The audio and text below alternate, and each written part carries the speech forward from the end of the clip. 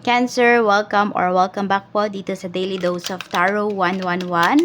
Kamusta ka ngayon? I hope nasa mabuti kang kalagayan, physical, mental, emotional, o spiritual man yan. And don't forget to stay hydrated. Napakainit po ang taas ng heat index.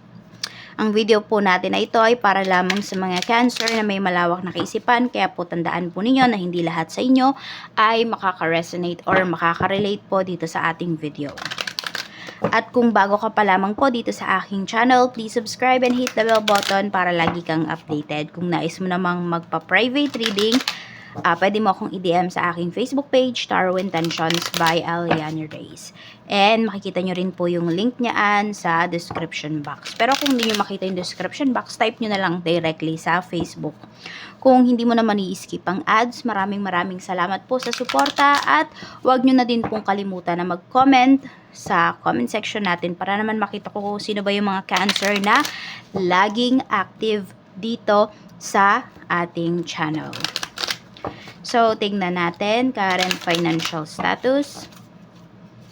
Meron tayo ditong lighten your load. So, unti-unti na bang gumagaan yung mga problems mo in terms of money? Meron ka na bang nakakatuwang? Or sabihin natin, kung meron kayong goals dito, nakikita nyo na may nangyayari na. Meron ng, umuusad ka na. May progress na nangyayari. Tignan natin. Pero nakikita ko dito, you're very eager pa rin to reach your goals, kung ano man po yan. We have 8 of Pentacles. Napakasipag nyo, Cancer. Ang ganda ng energy ninyo dito. I don't know kung may binabayaran ba kayong utang, ganyan, o may pinag-iipunan ba kayo. Parang alam mo yung gigil na gigil ka. Para makuha yon, para matapos yon. Yun yung nakikita kong energy sa'yo ngayon. Maganda ba yung current financial status mo? Masasabi ko na maganda kasi kumikilos ka rito eh. Diba? Gumagawa ka ng aksyon. Hindi ka nagmumukmok. Siguro there are times na nagmumukmok ka. Pero mas lamang yung kumikilos ka rito. Mas lamang yung nagpo-focus ka sa goals mo kaysa dun sa negativities. So, yun pa lang, panalo ka na dun. So, tingnan natin. Lalo na kung paano ma-reach mo yung goals mo, edi panalo ka. Yung blockages, ano yung blockages? May hadlang ba? Tingnan natin.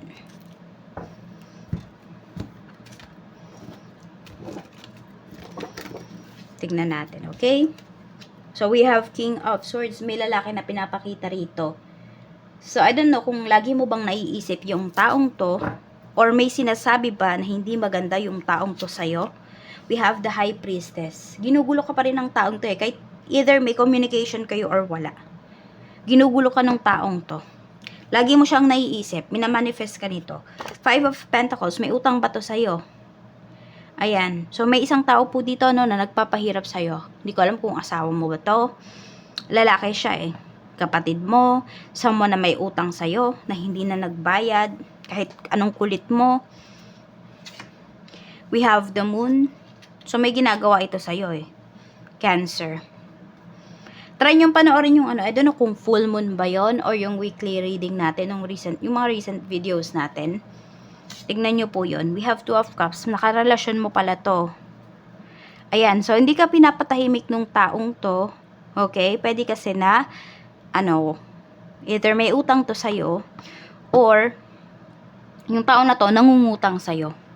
Basta, nakikita ko dito, ginugulo ka pa rin niya. So, parang sa halip na tulungan ka ng taong to, ang nangyayari, ginigipit ka niya. Parang nagko-confess pa to sa'yo ng feelings niya eh.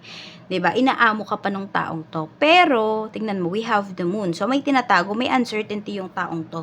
Pwedeng sabihin natin ikaw, nakakaramdam ka na, alam mo sa sarili mo na hindi totoo yung sinasabi ng taong to. And yung taong to, ayun nga, may uncertainty siya sa feelings niya sa'yo. Maaring kaya to bumabalik kasi ayaw niya na masingil mo siya dun sa pagkakautang niya. So, in short, blockages po yung taong ito sa kaperahan mo. Yes. Kung napansin mo, nung kasama mo yung taong to, ang bagal ng pasok ng pera sa'yo. Alam mo na madiskarte ka, masipag ka, pero walang nangyayari. Kasi po, hinahadlangan niya eh. Hindi ka hinahayaan nung taong to na mag-grow. Hindi lang dahil sa presence niya, Kaya hindi nag-grow yung finances mo kung hindi hinahadlangan niya talaga. So, check natin your financial challenge. Tingnan natin your financial challenges.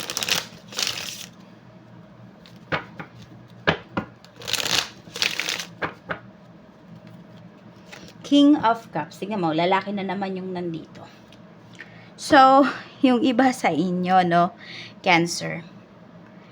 Parang ganito, every time na nai-inlove kayo, naapektuhan yung finances ninyo. 3 of Wands. King of Wands. Okay, so kung kayo ay heartbroken po, as of this time, mag-ingat po talaga kayo. Huwag muna kayong pumasok sa isang relationship kahit na may nangungulit sa inyo. Kahit sabihin natin na nakikita mo yung sarili mo na uunlad ka dito sa taong to. Doesn't matter po kasi may nanonood, din naman lahat sa inyo ay lalaki nanonood, din naman lahat sa inyo babae. So kung lalaki man yung nakita natin dito, pwedeng lalaki talaga yung blockages sa finances mo, no? Pero hindi ito about sa love. Kung hindi pwedeng ito ay family members mo. Okay? So, tipong ganon. Pero, ayan nga, may mga nakapalibot kasi sa'yo rito. Parang pinopersuade ka, yun yung nakikita ko. So, mag-ingat ka lang kasi, pwedeng meron dyan mapagpanggap. Diba kung ano-ano yung pinapangako sa'yo? Pero, wala naman pala talagang laman. Ayan, meron dito magaling lang magsalita. Kaya, huwag kayong magpapadala doon sa, sa pagsasalita, sa mabulaklak na salita ng tao na yon. Kasi sa halip na, 'di ba, guminhawa yung life ninyo, makapag-focus kayo sa buhay ninyo, mapunta pa dito sa taong to yung swerte mo. Yes po, yung iba sa inyo napupunta sa ibang tao yung swerte ninyo, yung taong dumidikit sa inyo. Na parang napapasa mo sa kanya yung swerte mo. So protect mo yung energy mo. Tignan natin your financial strength. So may mga tao ditong nakapaligid sa iyo eh. We have 5 of Swords. Okay. So, ngayon, kilalanin mo na daw talaga kung sino ba yung mga tao sa paligid mo. This will be your financial strength kasi. Alam mo na kung sino ba yung ginagamit ka lang. At saka matuto ka mag-say no dito. Kasi ito, may mga hihingi ng favor sa'yo sa mga susunod na araw. It's either sabihin natin, hindi naman ganun kaalawan yung life mo. Pero pwedeng you have connections. So, kaya may mga lumalapit pa rin talaga sa'yo. Cancer na para magpatulong, para, mag-request. So, you say no. Matuto kang mag-say no. No, mapifeel mo naman kung sino ba, or malalaman mo naman kung sino ba yung mga tao na ginagamit ka lang dito. Because alam nila na may mapapakinabangan sila sa'yo rito. And, ayun nga, diba, sabi ko dito, na yung iba sa inyo, maganda yung connections nyo, or meron kayong mga connections. Use that connections para magamit ninyo para umangat talaga yung life ninyo. May masama ba doon? Wala naman. No, kasi kung sino man yung mga sabihin natin, yung gagamitin mong connections na yon ay give and take lang naman yung mangyayari. Di ba? May i-request sila sa'yo, meron ka ding i-request sa kanila. So, give and take. Walang masama doon. Kaya lang kasi, merong mga tao dito sa paligid mo na take lang ng take. Yun yung masama. Yun yung tanggalin mo sa life mo. Okay? Sila yung nagpapahirap sa'yo. Ayan pala. Kaya meron tayo ditong lighten your load. Kapag inalis mo yan sa life mo, kinat mo yung connections mo with that person, ayan, or yung kung sino man yung nangungulit sa'yo na yan, gagaan po ang iyong pamumuhay. So, where will you find abundance ba? Sa trabaho, sa negosyo, or both? Pili po kayo 1, 2, or 3. Tignan natin kung ano yung mensahe for you. Number 1, 2, and 3. So, sa number 1, pumili ng number 1, 10 of Wands. Okay, dahil sobrang sipag po ninyo, magnegosyo na lang po kayo. Hindi po masasayang yung efforts ninyo. So, sa negosyo. Kasi kahit sa trabaho, kahit anong sipag mo dyan 'di ba, fix yung kinikita mo dyan. Sa negosyo kasi hindi. Yes, merong times na konti or maliit yung kita, pero nako, pag nasaktuhan mo naman talaga yung kalakasan. The Hanged One. Okay, karamihan po sa inyo ay sa trabaho. Yan, sa trabaho kayo, sabihin natin, uunlad. Number 3. Okay, sa trabaho din po. So, ito, si number 1, yung pumili ng number 1 sa negosyo. And will money be coming your way ba? Soon. Kung meron po kayong hinihintay na kaperahan dito, tignan natin. Uy, meron, no? 9 of Pentacles. Malaki-laki po itong pera na ito. Kaya lang, ano po, gamitin ninyo. Kung meron dito, bibili ba kayo ng sasakyan? Or kung ano man yung bibilhin ninyo no, pagdating sa inyong kaperahan, ayan po.